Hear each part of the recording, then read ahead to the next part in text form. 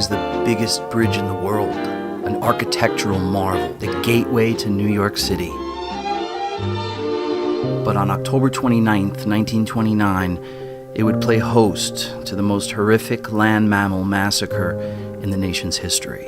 A letter from world-renowned showman P.T. Barnum, May 1883.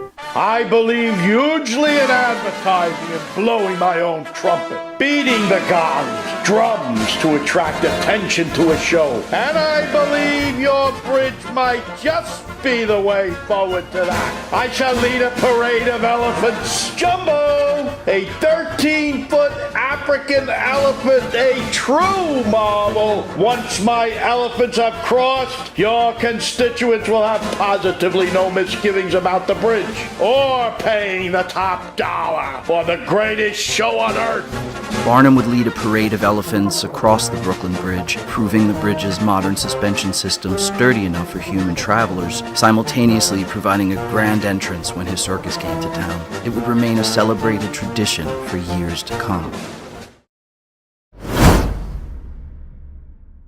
Panic, Black Tuesday, the Great Crash. In a single day, the nation slipped into the depths of the Great Depression. Wall Street was in chaos. A letter from reporter Frederick Lewis. It was a true panic. Bodies fell from windows. Fights broke out in the street. The odd gunshot would pop off in the distance. A frightening day indeed. Amidst all of this, the circus was coming to town, and leading the parade was its star performer, Jumbo the Elephant. Jimmy Walker, New York City mayor and witness, wrote of the incident. As I did every year, I watched the elephants cross the bridge from my window. This was perhaps a more somber year due to the crash, but necessary. It began as it did every year, but Jumbo began to pick up speed and veered into the crowd of onlookers. Balloons went everywhere.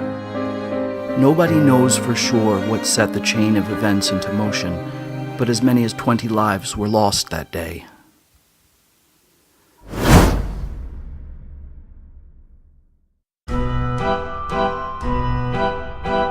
John Ringling recalls Ruffles the Clown.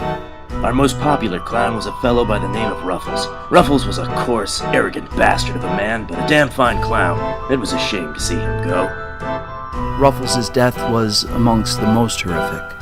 Run down by Jumbo himself, Ruffles tripped over his own giant shoes. On the ground, his head was stomped by the panicking pachyderm. I shall never forget the deafening honk sound I heard as Jumbo's massive foot crushed Ruffles' skull. His white makeup was smeared all over the street. Seltzer went everywhere. There will never be another one like Ruffles.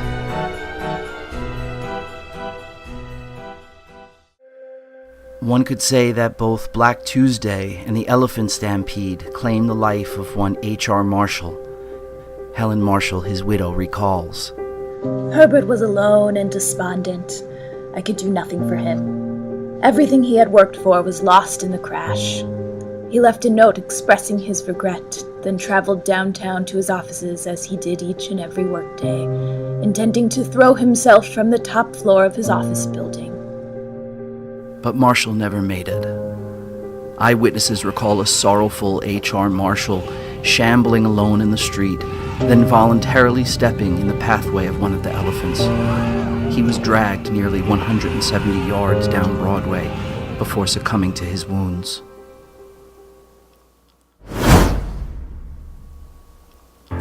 The stampede came to an end almost as swiftly as it had started.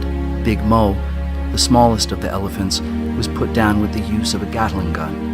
I could see the whole thing take place from my window. The crushed people, crying kids, the destructive elephants. But what did I care? I just lost $2 million. And so went the memory of the Brooklyn Bridge elephant stampede. With the whole world focused on the collapse of the U.S. financial markets, what significance did a few elephants running loose have? In the end, Big Mo lay dead on a lawn.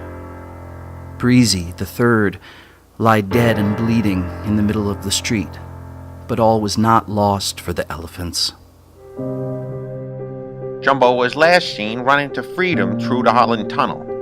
Efforts were made to contain him, but the elephant was never recovered. While no evidence exists, multiple eyewitness accounts mention seeing a, quote, nearly 13-foot tall African elephant living out its days in a New Jersey wildlife sanctuary. Though seemingly forgotten to time, in 2017, a memorial was erected near the site of the savage stampede in remembrance of those that lost their lives, both elephant and human, and a testament to the triumphant spirit of Jumbo, who many believe trampled his way over a bridge, the skull of a clown, and through the Holland Tunnel to freedom.